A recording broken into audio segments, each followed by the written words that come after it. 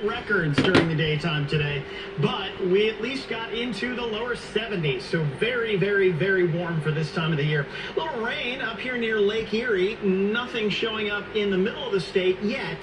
We may see a few showers develop during the evening as a cold front pivots through the state. So we'll be watching for those over the next few hours, but most areas are likely to escape dry. There are a couple of green splotches on here. Most of that is not really dropping any rain at the moment. It's partly cloudy and 72 at John Glenn Columbus International Airport right now, with the breeze out of the southwest at 17 miles per hour. So it is another very windy afternoon.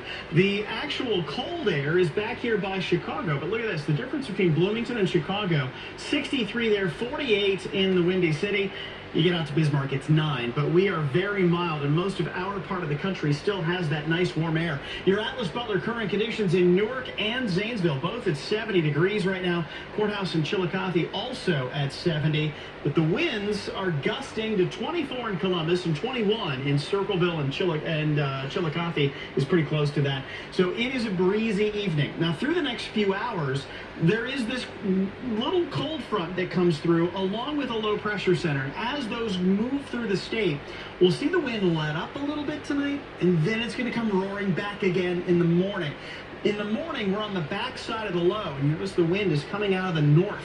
So that's going to bring in some cooler air and keep a lot of our day tomorrow much cooler as well. Here are some of the showers that are likely to develop later this evening.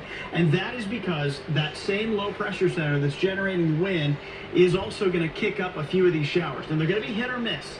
Not everybody gets wet with these tonight, and by midnight, they're gone.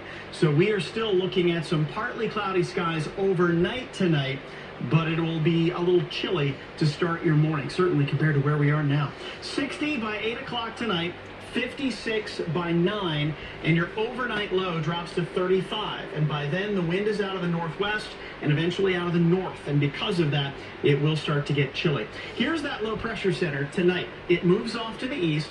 It changes our wind direction. So you notice on Tuesday, the wind starts coming out of the north, and it's just going to bring all of that cool air in, but it's also going to help clear us out a little bit. So we end up with some sunshine during the day on Tuesday, but a much cooler afternoon. That said, it's also much closer to normal. The showers for tonight, maybe 1/100 of an inch. That's about it. There's really not going to be much to these.